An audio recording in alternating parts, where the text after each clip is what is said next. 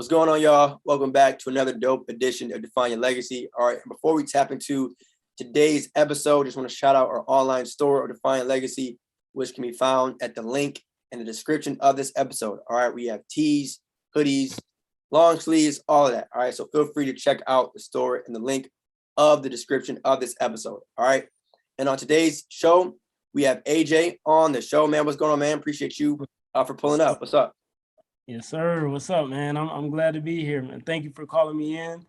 I never did one of these before, so I'm ready to jump into it. For sure. Let's do it. And like I said, before we started this call, me and AJ talking, just overall, it's just going to be a conversation. I think it's important to just talk about things that obviously are important and relevant to society, but at the same time, give our people a chance to tell their story. So if you could, even going off that, I see you got, you're repping Duke in the background. So if you could, man, just tell us a little bit about yourself and everything that it is that you do and your overall story, if you could. Sure. So what's up, guys? My name is AJ. I was born in Connecticut, actually, but right after graduating, sorry, see, I'm jumping ahead already. I was born in Connecticut, but I spent my first birthday here in Georgia. So that's where I'm at now, Atlanta, Georgia. And right after that, I, grew up, parents, I come from a Jamaican household. So, both mother and father and everybody else is Jamaican. So for you Caribbean people out there, I'm sure you know how that is. Mm-hmm. And so I spent my first, my parents divorced when I was 9 years old. And I think we went to, when I got to high school is when I went back to Connecticut. And so I went back to Connecticut, did my high school years there. And then I went off to Duke.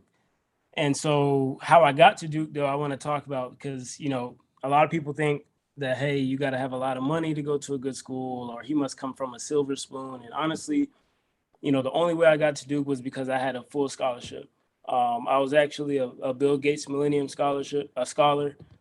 So Bill Gates actually funded, my 4 years of education. And if it wasn't for him, I probably wouldn't have been able to go to a school like that. But it was a great experience. I did a lot of great, I got very involved on campus, graduated and started working as a consultant. So now, I've been working as a consultant for about 3.5 years, doing a range of things, pricing strategy for Fortune 500 clients, really just, you name it, digital architecture, database, updates, and, just improve efficiencies for the Fortune 500. And so after I started working, it was like 1 year out of college, I started looking into real estate. I was reading books, Rich Dad, Poor Dad is a book I'm sure everybody has heard of by now, but that's kind of what really sparked it in me to invest or just think differently about, how to think outside the box and how to really leverage, finances. And that's what really sparked my interest in financial literacy as well. I've always been like a money guy. Like, when I was younger, I remember I had a little, it was like, it's a piggy bank, but it was a cash register. It's kind of like designed like an ATM. And I remember I had so much fun just putting my coins in there, putting my dollars in there and just seeing, how the balance was just increasing over time. And it was from that moment, I think I was like 7, when I just knew that I wanted to do something involving money. And so that's when I started learning about, financial literacy. I think when I was 19, it was my senior year or my junior year of college. That's when I started investing for retirement. And so it was, and it's funny because like most people will be like, investing for retirement, who thinks of that at 19? You know what I mean? Like, but for me, I've just always been long-term, forward thinking. And so that is kind of what sparked my investing career. And now I'm doing real estate, and I probably, I don't want to overspeak, but we can get into the crux of it too. Yeah, for sure. So before we tap into the real estate part, right? Because I want to divide it up a little bit. So the first thing that I want to acknowledge was, it sounds like you invested and started saving for retirement as a teenager, right? Right. So why did you do that? I mean, honestly, my dad, to be honest, he is really good with money. I mean, he is the one who kind of instilled, I don't know if it's things that he taught me verbally or if it's just like hereditary where, I've just always been good at saving, practicing frugality, really not, trying to live above my means. Right. And I think that's what kind of sparked that. I knew that I wanted to be wealthy. I knew I wanted to be well off. My father, he actually, before the divorce, he was very close to a millionaire. And that really kind of inspired me. Now, I know people are going to think just because I said that I come from a silver spoon, but no, he was a millionaire in the sense of assets, right? Like he had a lot of, tools. He was a mechanic. He owned the shop that he worked out of, you know what I mean? And he still drove a very, cheap cars, like $4,000 car. I mean, you would think that he was a poor guy, but he just had a lot of assets. And I think that really kind of, it just was embedded in me to just, think long term, always think ahead. And my dad he always told me, make sure you have cash. You know what I mean? Always have some cash on you. You never know what's going to happen. Your phone could die. You probably can't send money digital. You know what I mean? And I think it was just a lot of those core attributes from my father's, money saving and money handling that kind of made me think about, opening that Roth IRA, which is what I opened when I was 19. There you go. There you go. There you go. And was it challenging for you, like even doing that at such an early age? Because obviously it sounds good, right? Like Yeah. like we preach that and we tell our young people to do that. But being a 19-year-old and having money, regardless of how much it is, it's very easy to spend on other things. So was it challenging for you to decide to do that at a young age? Um, well, to be honest, I think I had a lot of money saved as a student. I really, because I had a scholarship, actually, I think that really sparked a lot of things, if I'm just being honest. Having the school, not having to worry about school debt, even after graduating, which I'm sure we'll get into later. But like when I was at school, I didn't really have a lot to worry about as far as, what I'm gonna eat, or, I was living on campus, the tuition and so forth was paid for. And so really and truly, all I had was just pocket money that, that I had saved from my high school job. And so I brought it to college and I said, you know what? Like I think I took they call it like house course. It's like, outside of, your core curriculum. And it was a financial literacy course on managerial accounting. Mm, And they talked about, the power of compound interest and how, you take somebody who gets $1 million at the age 30 and you compare it to somebody who had, put $200 away every month starting from, 15 or 18, and how they pretty much come out at the same. And so just learning about the compound interest and the power of it is what kind of motivated me. I was actually excited to put the money into the account to invest because, I looked at it, I think it was yesterday. I looked at that same, what I think I maxed out at, it was 5,000 at the time for the Roth contribution. And when I looked at it yesterday, that same 5,000 was well over, I forget, I think it's like 8,000 or so that it got to. And it was like, it just sat there and I didn't yeah. even, that's just over the years. So seeing that growth it's kind of inspiring, and it kind of pushes me to want to invest more. Yeah. And you didn't really have to like do anything really for that, right? Like that doesn't, it's not like real labor, depending on obviously what you invest in and stuff. It's not just, all right, an exchange of time for money. But even building off that, when we talk about compound interest, one thing that it sounded like you had to your advantage was time, Mhm. right? Like, you're not on the verge of retirement in the age of, society. But like, Right. what would you say to young people that may be looking to invest in terms of mentioning compound interest? How big of a factor do you think that is for young people? I think it's important for younger people to think. I think the problem with a lot of the younger folks, I mean, because I'm a young guy too, Right, right. is That's that what I'm saying. Yeah, yeah, yeah. we see things and we just want it now. We want that instant gratification. We watch the music videos. We see the Ferraris, we see the Lambos, we see the rims, we see the girls, we see the chains, the jewelry. There's a lot of what we're seeing is what's influencing our urge to want to go ahead and get it now. You know what I mean? And I think that people forget that there is a process that leads up to all of that flourishing that you see, whether it's, someone who's rapping, someone, whatever it is, whatever type of riches you see, there's a process that is behind that. And I think a lot of people forget that because all they can only go off of what they see, and they don't really know how to see what they can't see. And so it's a lot of your mindset and just your mentality, like knowing that, hey, if I can just, gear down and put this money aside, I could be just like that person in XYZ years. You know what I mean? To answer your question, I think it is more of a mindset thing. Like, I have little brothers that I mentor. I have younger folks that I mentor. And some of them are, they're really good. They got their head on right, but it is a lot of distractions out there. There's a lot of, it's easy to be a follower too, right? Because if you're, I'm thinking back to high school, short story.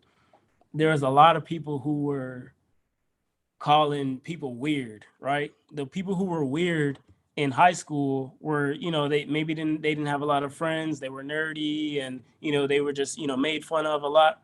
Those same weirdos are the people who are in the top 1% of their earnings today for their age bracket, right? So it's like, it's just so funny to see that. And the ones, by the way, the ones who are calling the nerds weird are, looking for where they're going to get their next check. They're struggling.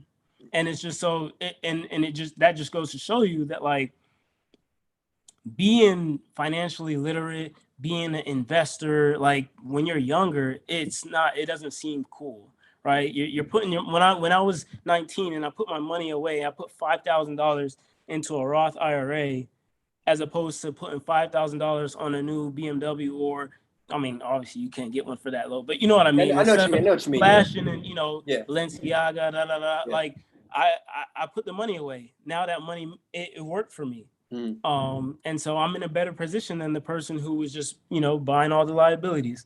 Yeah. And so I think, just being able to think long-term and really envision yourself years from now is really important for the younger people. Yeah. And I think you bring up a good point too, this idea of following and stuff like that. I think one thing that, our young people might struggle with is the idea of feeling the need to prove yourself to everyone else. And Right. to this day, I don't know why that's ever been a thing. It's like feeling like, all right, everyone has to know what I have, or I have to look like, I got it. And whether you do or you don't, that's, what I'm saying, that's on you. But, this isn't like an anti-buying designer conversation, but it's more so like, make sure that you make decisions that's best Right. for you. Right. So how do you feel about delayed gratification? Yeah. It's funny that you said that. Like, it's not anti-designer, Right. because I have a few designers myself. Right. Right. And there's nothing wrong with that. And I think the thing is too, is like, I preach this all the time. You can always do both, right? I don't think there's an issue with that. But yeah, go ahead. Yeah. For me, delayed gratification, I feel like I've seen it work in the past. I know that it's the only way that I know. For instance, there's a lot of people who can, go out and, they can go out and do a big thing. They can spend a lot of money at once, and it'll be flashy, and it'll be like, yeah, I feel good. I got this, I got this chain, I got this car, I feel great. But then, like, when they go home, they're struggling to figure out how they're going to pay that next note. How are they going to pay, and I think it's when I compare that, when I look at the trade-off between delayed gratification or struggling to figure out how I'm going to pay for that next bill that's going to come through, I look at those two feelings, and I feel like delayed gratification is a better feeling for me. Because my biggest thing is, I don't want to wake up knowing that I owe somebody money, whether it's a person or a bank. That's not a good feeling. And so I feel like, if and then think about it, like you said, I had time on my side when I was 19 and I started investing. And I seen the power from 19 to now being 26. That was only, it wasn't too long. And so if I can see what happened in those, few years, then I can only imagine what could happen, 10 or 15 years from now. And honestly, the 5,000 that I put up at the time is, like I said, worth way more now today. And so just seeing that and learning about that tells me that delayed gratification works. Yeah. And I think too, though, what's also important is the order that you do it, right? Like no one, as you mentioned, is not anti-designer, but no one is telling you not to buy nice things. I don't believe in like just saving 24/7, not spending anything on yourself. But the order in which you receive or invest your money, like after you get a paycheck, are you, when you know that you probably should, stack a little bit versus, all right, I got money, so now I'm gonna buy something that I want, and then I have to go back to work and then do it all over again. It's the order in which you do a lot of these things. But through your like investing journey, because you say you started at 19. Were there a lot of people, either your friends or your age, that you also knew were doing stuff like this? It's funny you say that. I want to comment on something you just said too. Hey, go ahead. Richest Man in Babylon. Actually, I have it right here. Mm. If anybody is looking for books, Richest Man in Babylon, I read this book. It's very short. It's very quick and easy. And that teaches you how to pay yourself first. Like you talked about, people like to trade up, is what I call it. They get more money, they spend more money. Get more money, spend more money.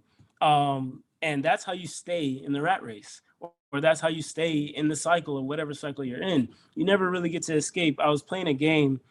This past weekend I went to a real estate workshop, and I know we're gonna get to real estate soon, but I was at a real estate workshop with my mentors, and there was a book. There's a game called it's Robert Kiyosaki's game, Cash Flow. Yep. And essentially, I recommend everybody to get that game if you're interested in investing at all or financial literacy. Cash Flow game by Robert Kiyosaki. But anyways, the way it starts is you have a card and you're given a salary in a profession, and it gives you, your salary, your expenses, and what have you. And I was playing with, it was an older crowd, which I'm going to get to and answer your question on that too. It was 50-year-old woman playing at the table, 50 to 60-year-old woman. The lady on my right, she had, I think, 5 million in assets. The lady on my left, she was about 2 million. And the lady right across me was about, I think she has a bunch of mobile homes across the country. And so these were all very experienced ladies playing this game that they always play. And I was playing for the first time. When I looked at the salary that I got, I was a secretary. I was making $40,000 an hour, and my expenses A year. Yeah, excuse me, 40,000 a year. And the expert in the game, she was getting over 6 figures. She's a doctor. And long story short, I found out that I won the game. I was able to, get paydays, get paid, as we were going in the rat race, and participate in small deals here, small real estate deals, and then you start getting more cash reserves, and you get a down payment big enough to participate in a big deal where you can get a 10 unit or a 15 unit apartment, right? And eventually did that, and I escaped the rat race and I won. Long story short, that did something in my mind. And this is literally this past weekend. Like, this just happened to me. Yeah. Like, it showed me that, like, just because you make a lot of money, like most people who make a lot of money, they have a lot of expenses because they have to upkeep that lifestyle. And so I found that even though she was an expert at the game, she still could not escape the rat race. And somebody who had less expenses got out of there really quick and became a wealthy individual. And so for me, as a consultant, and I do make, I make good money. And I'm not saying that in a boastful way, but I'm saying that because I make good money, it takes me a bit longer to escape the rat race. Because I have a lot of expenses. I have a few properties. I have, a lot of money that's coming out each month. And so in order for me to escape the rat race, I need that passive income to equal or surpass my earned income. And so, that's the challenge. But to the question that you raised about, friends and, did I have friends when I was being investment oriented? The answer is no. I mean, I have a best friend, which I actually think McCoy and Marquise Briscoe.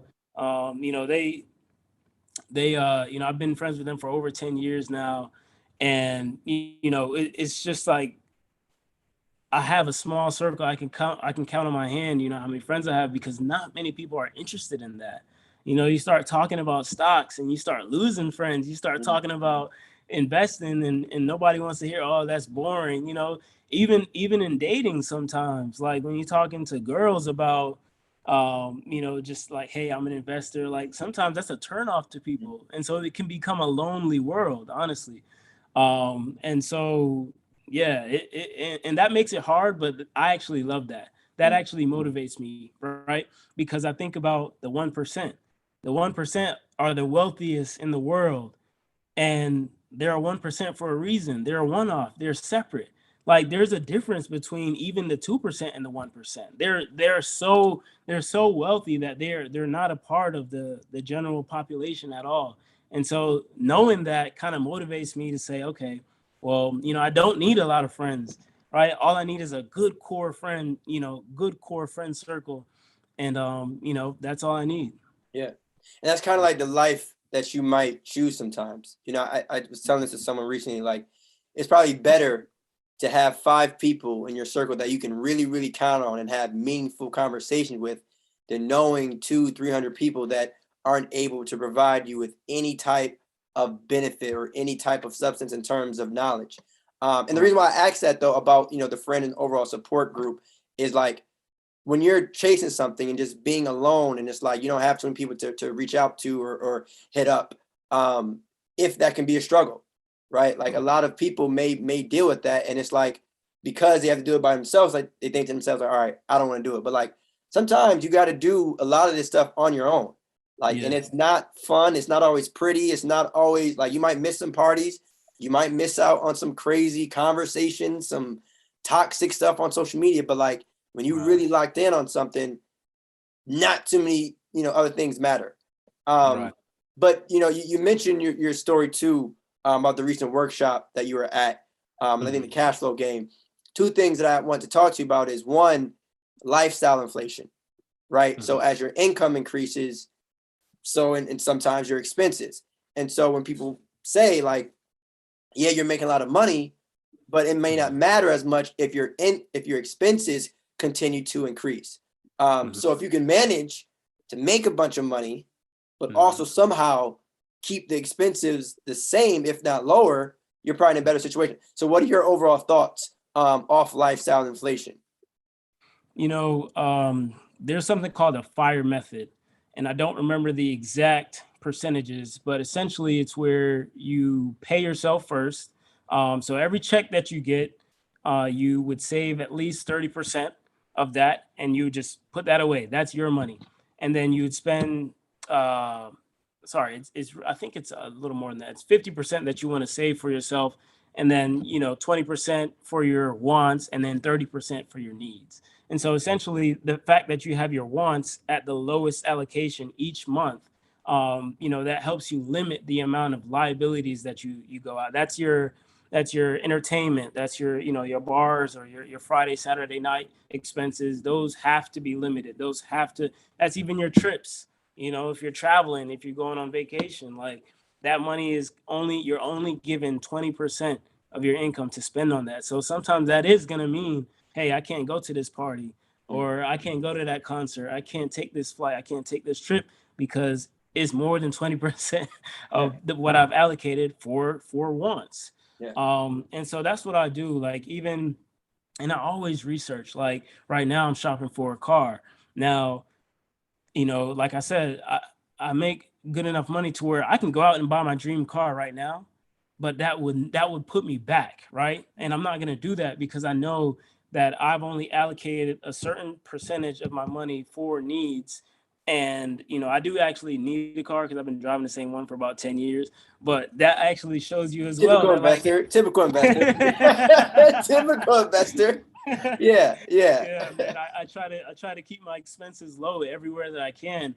Also, as an investor, it's really important to have other people pay for my expenses. And so what I mean is, with the properties that I have, the tenants will pay the mortgage. They pay more than the mortgage, of course, because I'm in the business of making money. Right.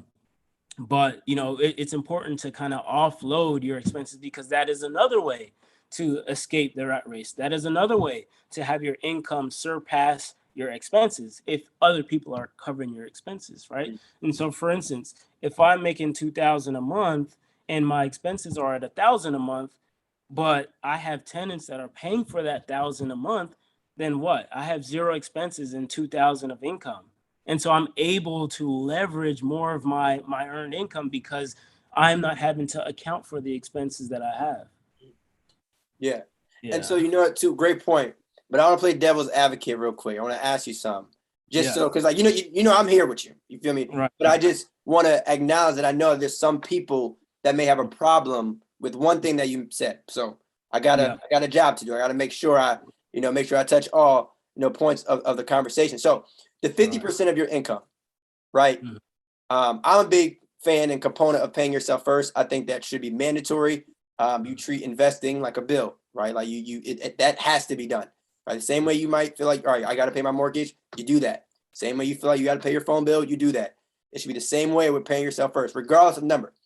But there's some people who may say they struggle paying 50% or saving 50% of their income because they have needs, not even just the want section yet, but needs, right? So what's one thing that you might say to someone who feels that way? Now, I have an answer, and depending on if you say it or not, I'm going to say it. But what's one thing that you might tell someone who says like, well, 50% is kind of high for me? Like, what's your mindset towards someone who might feel that way? And yeah, let's be fair, right? Because, to your point, not a lot of people can do that, just financially, they just aren't able to. Their income isn't enough to be able to do that. And so what I would say is, first of all, it doesn't have to be 50%. Like that's actually pretty aggressive. And that's Now, why I was fine with that number. I like putting the pressure on yourself to make it 50, right? Like, so, I mean, some people say 10, 20, but 50, that's, that's, Yeah, and don't quote me on this, but the FIRE method, which is what I was referring to, is financial independence, retire early. And that basically says that if you can put this aside every paycheck, then you will be at a faster track to retire early. Now, not everybody is going to retire early, and retiring early in this case is any age before 65 or 62. And so if you don't have the money to save, if you can't save, and I'm interested to hear your answer on this too, because I know you have it. Yeah. I would say, try to do 30%. I would say, lower that amount, contingent upon however much you make, but always make sure that you pay yourself first. And sometimes just paying yourself first will be enough. You won't even have to worry about, whether it's 50 or 30 or whatever, as long as you're paying yourself first, then, at least that you're covered and everything else comes afterwards. But when you pay yourself first, that's like the check mark each month. Yeah. I'm curious to hear what was yours. You want to hear mine? You ready? Make more money. And the only reason why I say that simple is because, again, most people, they can't or have a hard time investing or saving 50%, not just because of, they don't want to or they can't, but because the income level isn't like that. So if you increase that, and I know that can be a challenging thing. I know that's a sensitive area for some people, but sometimes it literally is that clear and obvious. If you increase, right, just even if you're not a math person, just think about it. If you increase that part of it and you still slash it in half, that 50% won't be the same. And I don't think a lot of people tend to think that way in terms of like, all right, here's my paycheck. Yes, I know I have to pay myself 50%, but even if I feel like I can't do that, what's something that I can do to help increase my income so that now that 50%, that ain't shit. You know what I'm saying? Like that's a lot easier. But again, I do say that with a grain of salt because I understand the world that we're living in is not always easy for people, but that is a guaranteed solution to handling your problem, right? Even if you have bad spending habits and all that, if you make more money, I promise you the majority of your financial problems might be a little adjusted. But you bring up a good point, though. Obviously, paying yourself first and making sure that you take care of you before anyone else.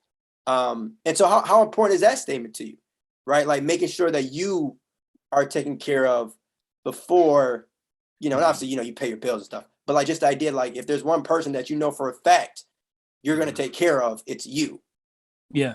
And the way that I do that, like when I save 50% of my income, it's not just going in the savings account. The way that I'm looking out for myself is by investing in the future. And so I'm investing that money. I think I do what I do is 50% of my income, but then I also do half and half. So half to savings for reserves and then for my emergency fund. And then the other half goes towards investing. Mm. And so what I'm doing is, I know that I have a goal. I know the number that I want to be at by 30, and it's not just going to happen with me sitting on my hands. You know what I mean? The earning income by itself is not going to make it happen, right? And so I know that I need something to scale my money. I need something to help my money grow. And to me, that's stocks and real estate. Real estate, the appreciation, and with stocks, just the overall yield and growth over time, that I know is possible, especially with the ETFs and the mutual funds that grow and track the S&P 500. Um, so that's how I do it. For me, I'm really just, every day I think of, where I want to be in the future. And I know that I have to do certain things to get there. And Mm. just knowing that and just envisioning that dream car, envisioning, it's manifestation, right? Thinking about, where you want to be and how you see yourself, whether for, that depends on who's watching, right? Whether that's, family, whether that's a pet, whether that's, whatever, like just thinking of envisioning yourself in the future, having your mindset shift to that, is enough of motivation for you to be able to put yourself first every time that you get paid and make sure that you invest in your future, because that's really the biggest investment that we can make. Yeah, facts. And the way I look at it too is like, if you don't, nobody will, right? Like Right. as much as we want to have a better lifestyle later on down the road, no one is going to like make that a thing unless you do it yourself. Right. So that's a real dope point. But so slight transition, right? Obviously, we talk Yeah. mindset. We talk, obviously, where you went to school, your journey up to this point, just overall investing, but real estate, right? That's always a popular one that a lot of people tap into. So how'd you get started into real estate? I know, I think you said it was a year Mhm. after you graduated. So how'd you really get started into that? Yeah. So a year after I graduated, I started, well, actually, excuse me, as soon as I graduated, I started reading books. I Mm. started learning. I started, Rich Dad Poor Dad, and just, getting involved and, going to, I think I went to a few free seminars that were held in the city, every weekend or so. Just kind of like seeing, okay, what's this thing about? Um, and it was at first my dad and I was living with my dad when I graduated, because my plan was, I'm going to work for 2 years and then go back to school. And, I just needed, I'm just going to stay with my dad for 2 years. And like I said, my dad was a mechanic, but he also was a general contractor. And so he's very handy. He works on, he does everything on a house. Like he's done additions, remodeling, you name it, everything. And so at first, the plan was for he and I to partner. We were gonna, he was gonna do all the grunt work, and I was gonna leverage my network to get the funds. And that was gonna be the plan. And we started looking at houses, and it was, I had a vision. But long story short, me and my dad actually fell out. And I know that some people can relate to this, right? Because not all of us, have a good, foundation, right? Like me and my dad, we split ways, and when we did that, I actually ended up moving out. Long story short, I moved out, and I had to find a place. And so what I thought of was like, okay, I have two options. I can go rent an apartment downtown and spend high amount of money that I know is not going to go towards anything. It's just going to, it's just going to be gone, Mm. every time I pay. Or I can buy a house, and maybe some of that monthly payment will go towards building equity, or maybe I'll be able to, rent out rooms and make money. And so that's the route I chose.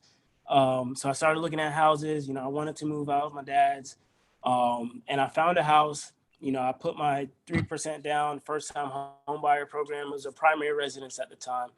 And so I put that down, moved in, furnished the house, and I bought a 4-bedroom house.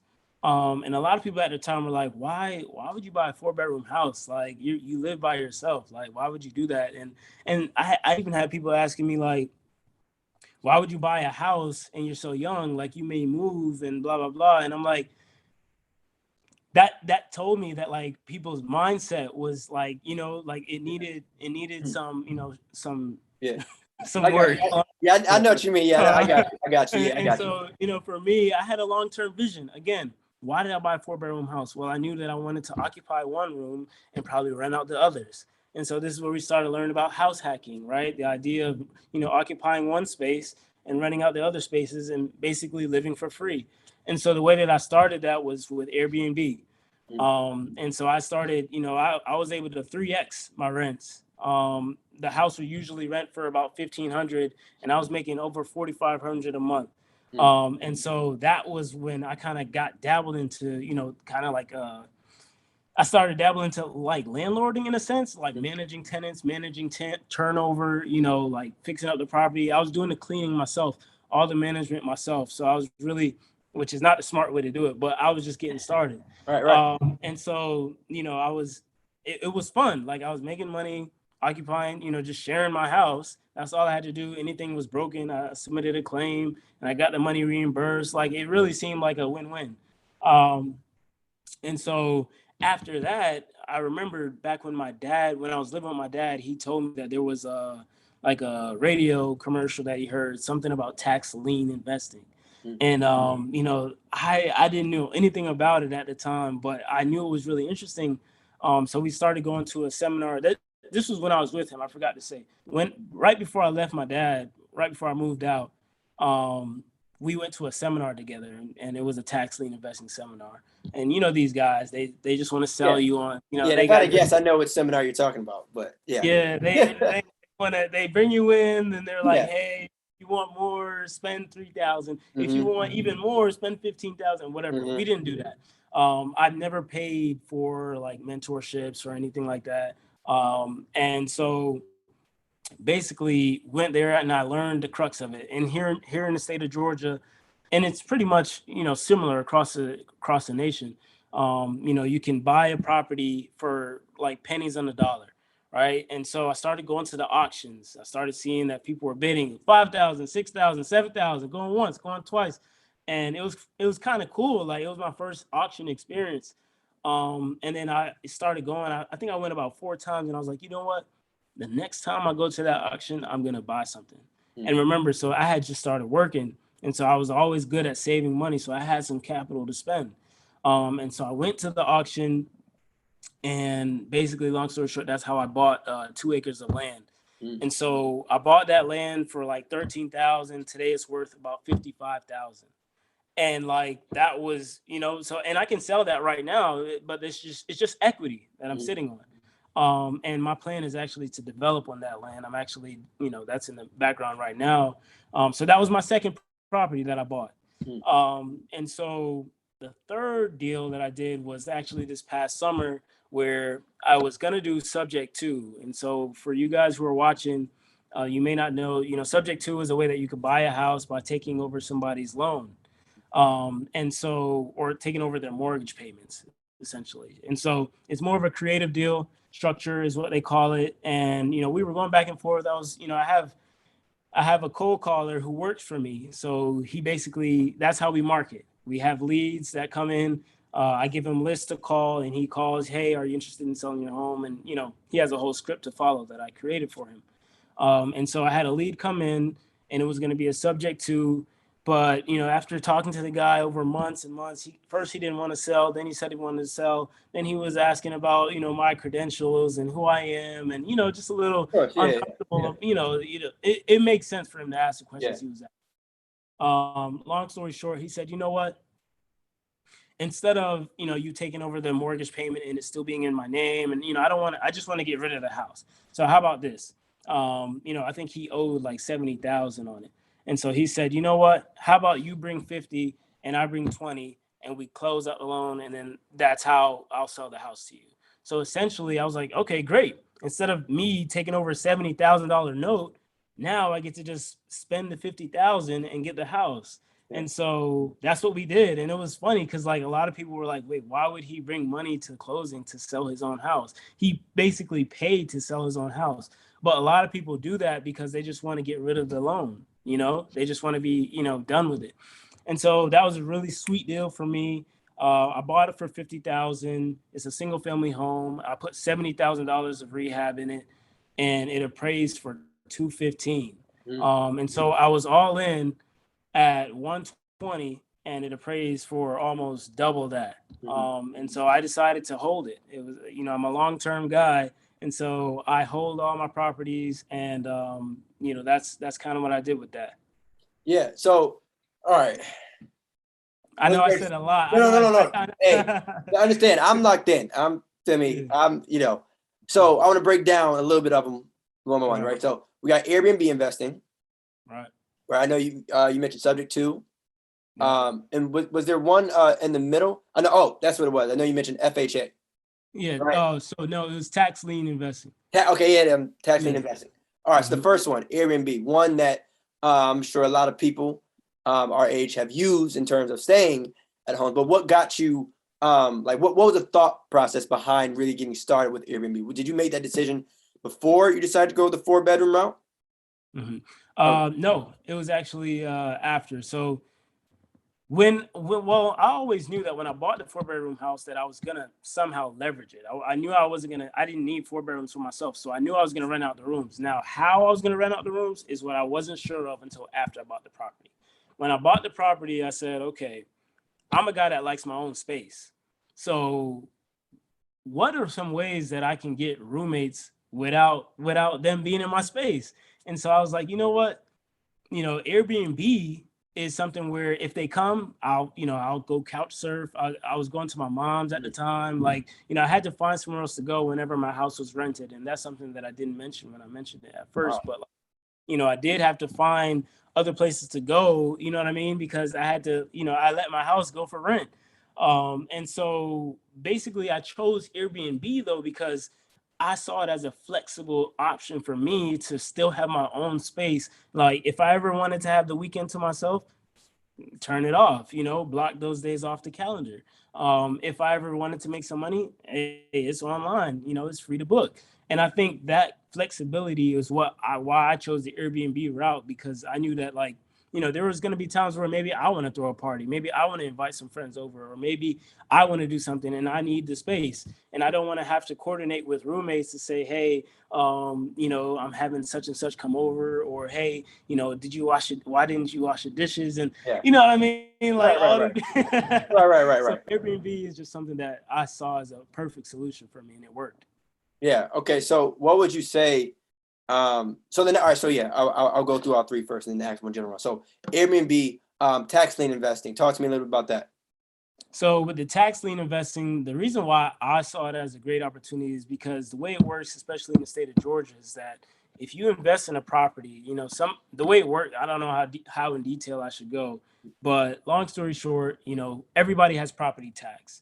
If you're late on your property taxes, you're considered delinquent, and your property is subject to auction. And so when your property goes up for auction, investors have the opportunity to bid on your property.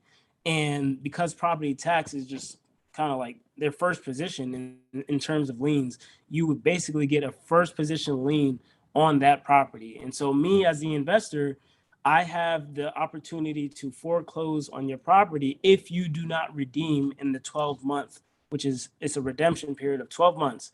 So you as a homeowner, you have 12 months to pay me my principal plus my interest. And so this is the fancy part of tax lien investing, is that you get not only the money that you invested for the lien, but you actually get the 20% on top of that. And so basically you get a 20% annual return, or you get the property. So a lot of people see it as a win-win, because it's like, hey, well, if you don't pay me my 20% on my money, then I just get your property, which is hopefully more than what I invested. So that's how you hear about people buying properties for $15,000 and $20,000, and you know what I mean. I remember when I started in real estate and I heard people were buying houses for $1. I'm like, how? That's exactly, that's one way that people are doing that. And so I saw it as a great opportunity to get either an annual return, because it's kind of like a CD. Like, it's another savings account. Honestly, I put my money aside, and I know that at the end of the day, I'm either going to get 20% or I'm going to get a property. You It's know, not a bad, it's the, it's pretty good options. exactly. But the last one, subject to. Subject to, okay, so remember, so this wasn't the property that I renovated. I basically did, we should call it BRRR, right?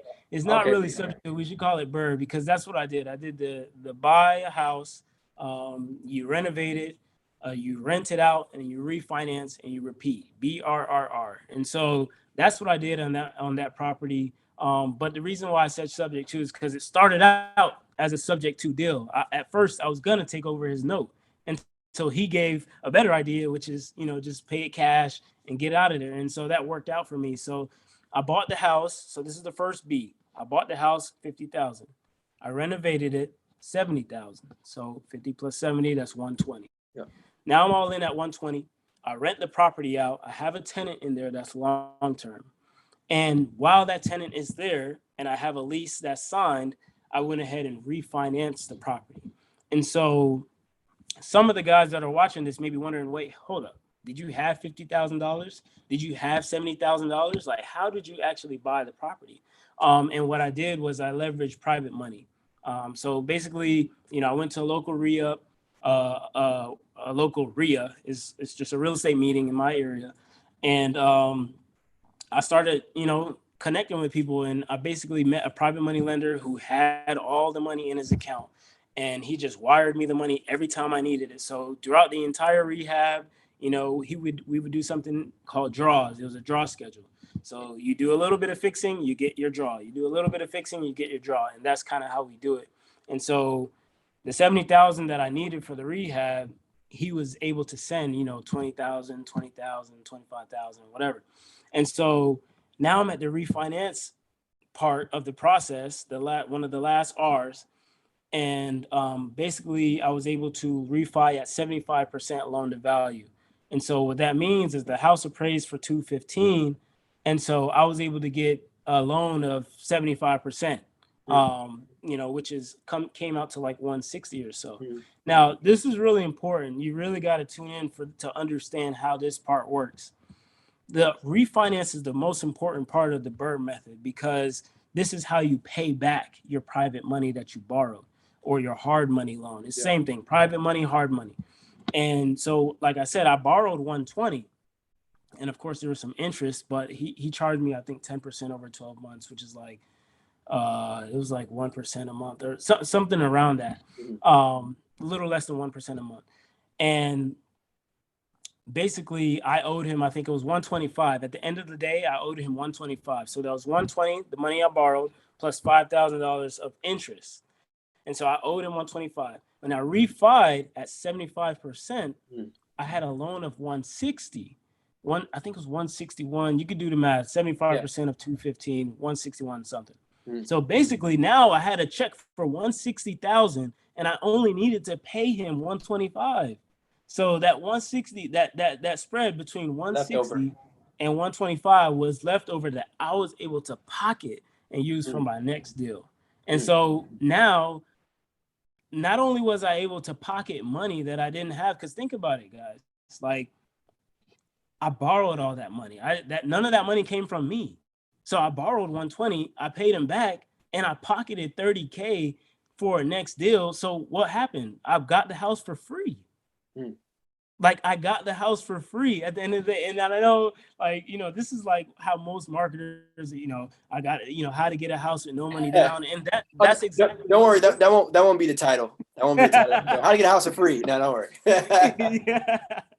But yeah, I mean, like, at the end of the day, none of my money is in that property. Now I'm a landlord for a rental property that's gonna 10x over years, or you know what I mean? It's gonna make money, it's gonna appreciate, it's already cash flowing, and none of my own money is in it. And I think that is like the sweet thing about real estate and buy and hold, being a landlord, like the fact that, I was able to borrow all the money and I didn't have to come out of pocket. And now I have wealth, I have equity that I can tap into.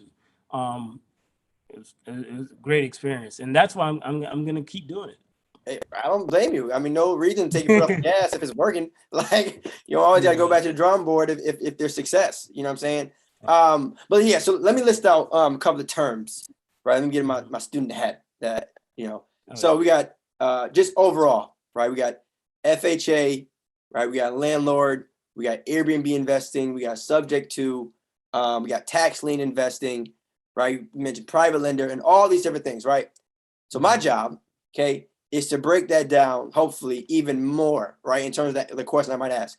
So all these different things, right? For people that are heavy in the real estate game, it might, BRRRR strategy as well, right? All those things, it might sound obvious to them, right? It might sound like, of course, to a normal real estate investor, but to someone who might just be getting started in real estate throughout literally any of those avenues, right? From Airbnb to subject to tax liens to FHA, all those different things. How did you kind of get your knowledge in the industry? Like what was it like? I know you mentioned books, right? But was it YouTube? Was it experience? Was it having a mentor? Was it you going to networking events? Was it all of the above? And the reason why I asked that is because I obviously understand that, everything that you just said is doable, right? But at the same time, if someone were to need it to be pointed in the right direction of where to get started with all of that, right, what would you recommend to them? Yeah. So to your point, outside of books, I mean, books is really like 50% of it. But outside of that, if you're someone who doesn't like to read, like I know that's a thing too. I'm also like a researcher type of person. Like if I'm gonna do something for the first time, best believe like I'm looking it up and I'm trying to figure out like what it means. I'm looking at the pros and cons. And so I spent a lot of time, like you mentioned FHA. I've actually never used FHA at all. I went with conventional.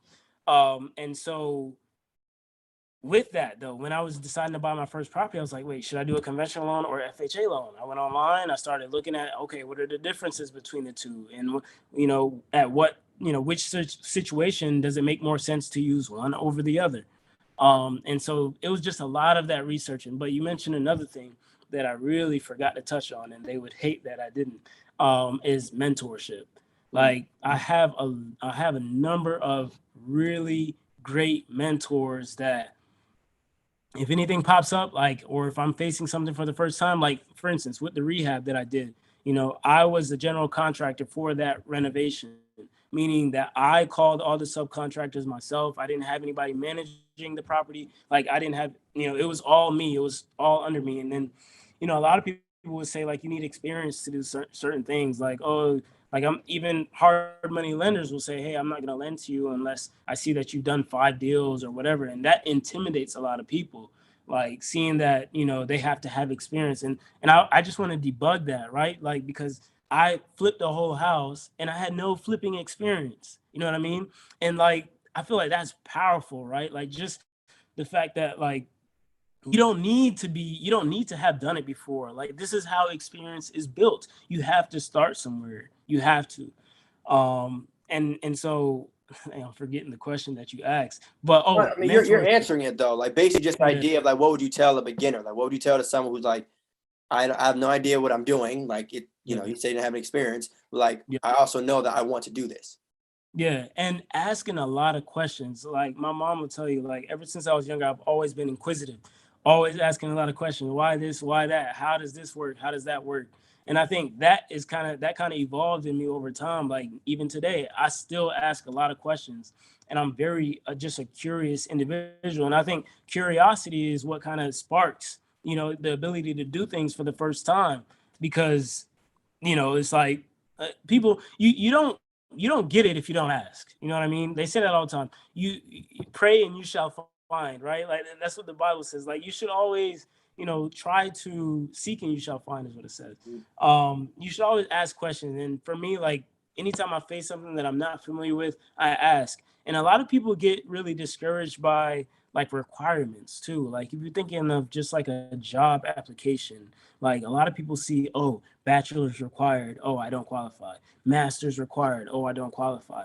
I'm really a person that I go against that. I don't abide by none of that. Like if I know that I want something, I'm going to go after it. And I'm going to let you tell me no. I'm going to let you tell me it doesn't work. And sometimes I'll be like, okay, well, at least I tried. But Yeah. other times, one no from somebody doesn't mean that it's a no from everybody. And you got to understand that, like, hey, just because it didn't work at A doesn't mean it won't work at A, B, and or B, C, and D. You know what I mean? And so just being aggressive sometimes, going after what you want, really can like go a long way. But yeah, definitely have mentors that like put a lot of what I'm speaking, even right now. They embedded a lot of that into me just from a mentality standpoint. And you mentioned something about friends earlier. So I think I have more mentors than I have friends. And like I like it that way. And it's actually I structured it that way because you have to hang around the people that you want to be like. All of my mentors are millionaires, all of them. One is, CFO of a Fortune 500. I don't want to put his name out there, but Right, I like, got you. Of course. like they're all millionaires, and it's like I know people are probably like, oh, it's not all about money, and that's a whole nother conversation. Oh But this is shit. this is a financial literacy Yeah, podcast, and yeah, yeah, yeah. this is about money. Like if you want to be wealthy, you have to have some type of money, whether it's in cash or equity. And so, I try to surround myself with that, and I find that my conversations with my mentors are a lot more fulfilling than my conversations with some of my friends, Yeah, yeah. because you know what I mean. And I like that. I love to learn, and I think just that curiosity is what propels me a lot. But how did you find your mentors? Yeah. Okay. I have a lot of mentors, so let me. Like, I how shouldn't did say. you all first meet? What was Yeah, yeah. that? So one thing that I said earlier was that I've never paid for mentorship. Right, right, yeah. And I think this is big that I really want to tap into because there's a lot of gurus. Again, like I'm not even a big social media guy. Like, um, I don't even know if I don't sell anything. You know what I mean? And I feel like I don't know. There's something that a lot of people feel like they can connect with me because of that. You know what I mean? I'm not trying to sell you anything. Like I have people that I mentor as well. But I just, my mentors mentor me for free, so I mentor others for free. Now there are people who will waste your time, and you do have to pay. Like I will say that Right. if you want people to take care of something, you got to put a price on it, because otherwise people won't care. Um, my first mentor that I met, I was at an internship, and he was paired with me as a mentor. You work at a place and there's somebody who's gonna like look over you or whatever. And that was only supposed to be my mentor for the job, but like we just stayed in contact over the years. And another mentor of mine, he actually interviewed me when I was getting ready to go to Duke. You have to go through a full interview with somebody in your area. And so all that was supposed to be was just one interview, but again, we stayed in contact. I think it's really about like being a man or a woman of your word. Like somebody says like, hey, we should go out for lunch sometime. Da, da, da, da. Like a lot of people say, yeah, yeah, yeah, that would be cool, but then they never show up or they never follow up. You know what I mean? And I think that turns a lot of people off. And so for me, like I've always been a person of, if somebody says like, hey, we should do this one time, like I say yes, and I actually follow up, like, hey, I'm available this time. Like, when can you meet? Or even like holidays come by, like, Merry Christmas, Rob, or, Happy Thanksgiving, Walter. Like, you know what I mean? Like, just keeping in touch, keeping that connection, because it's no one's job to like keep in contact with you. It's no one's job to like make sure like, hey, Theus, are you still doing this? How's everything going? Are you Yeah. still doing, you know what I mean? Like, no one's getting paid to pour into you. So your job to keep that connection going. And I think people see the authenticity when you're reaching out and you're still following up. And you know what I mean? They see that you want to, and a lot of people do have this altruistic, demeanor. They want to give back. People want to help, for the most part. And so just keeping in contact with people is what really helped me kind of like build that relationship with my mentors. Facts. And I think too, even going on top of that is like figure out a way to provide value, right? Because I think obviously, when you're looking for help and stuff, people tend to ask and ask and ask and always want to take and take and take. But to your Right. point, if all your mentors are millionaires, naturally they didn't become millionaire just by sitting on their hands all day. Like they're probably active. And so what I would say to people out there is like whenever you're trying to get into contact with someone that you feel like you might either want to aspire to be like, or whatever, just probably think to yourself, they're probably busy. So what is it that you can do for them that might help them? Now, it doesn't always have to be money, right? That's the most common one. And, that's people aren't really going to turn down money, but just the idea you have to think of how does this, or what is it that I can do to help benefit them? Like, how do we make this a two-way street as opposed to just, all right, they're willing to help you because, people are willing to help you like when you're young, especially like as an intern and stuff. But as you get older, what I'm saying? Like there has to be something else on the table that is worth it for them. Right. Yeah. But so, and I just want to tap into that too. I did have, most of my mentors, they'll tell me like, hey man, honestly, you don't have to pay me anything. All I want you to do is pay it forward. Somebody did this for me when I was your age, and I want you to do that. That's the only compensation that I'm requiring of you, is that you go out and do this for somebody else. And I have another mentor where, again, no one has ever asked me for money, but there was a mentor that I did provide value to. And I felt like it was because I provided value why he, stayed in touch with me. Right. It was a builder, it was a builder that I met. A lot of people can sense tire kickers. Tire kickers are people who, hey, I'm interested, but they never really do anything. And so I think that he sensed that, like, I asked him a question and then I went out and I brought a deal to the table. And he's like, wow, like, and then he told me to go read a book. And then he actually quizzed me on the book. Like, I actually, like, and I think he was testing me to see if I was worth his time. And the fact that that's why I said, following up with your word, doing what you say you're going to do. Because I read that book, I was able to answer his questions on the fly. And I was able to bring a deal to the table, which is exactly what he told me to look for. And so because of that, he kind of, messed with me on the long run. You know what I mean? Yeah. And that's what makes you like really stand out. Like, cause obviously again, like people like to ask questions and whatnot, pick people's brain. But if you bring a deal to the table, I'm sure if I had to guess, he probably thought, oh, all right, even if me might have asked you to do it or not, that's pretty impressive, right? Just the idea of like, okay, this person was willing to take the next step. This wasn't just like, all right, he asked me a question, I gave him an answer, and I'll probably never speak to him again. Being willing to like this has to be something that you want to do, right? Whether it be real estate investing, investing in stock market, saving, being a consultant, whatever, like understand that it's all a journey. But even in speaking in that, right, it's talking about journey, yours overall, even going back to the beginning, right? Being young and dealing with parents who have gotten a divorce and going to Duke and receiving a scholarship and having to relocate to Connecticut and having to move out and figure out some things on your own, and obviously going through different avenues of real estate, right? Through Airbnb, tax liens, subject twos. The question that I have for you, and it's the question that I have for everyone that's ever been on Defining Legacy, and that question is, how do you want to be remembered? Wow. Yeah, you like that summary, right? You see, as a podcast host, you gotta pay attention, right? Like it's not just all right, ask a question. I mean, it's a dialogue. You know what I'm saying? We guy's a good listener, man. You feel me? You know what I'm saying? Like obviously you gotta talk as a host, but you always gotta pay attention. So, but yeah, how is it that even with considering everything that you've gone through, I one thing that I said before, I want to create a platform that would allow people as well as yourself to like really take a pause and just, man, I not only have I done some shit, but I've overcame a lot of things. And what is it that you feel like, all right, this is when it's all said and done, right? Yeah, I've made some money. I'm blessed and I'm thankful, but this is what and how I want to be remembered.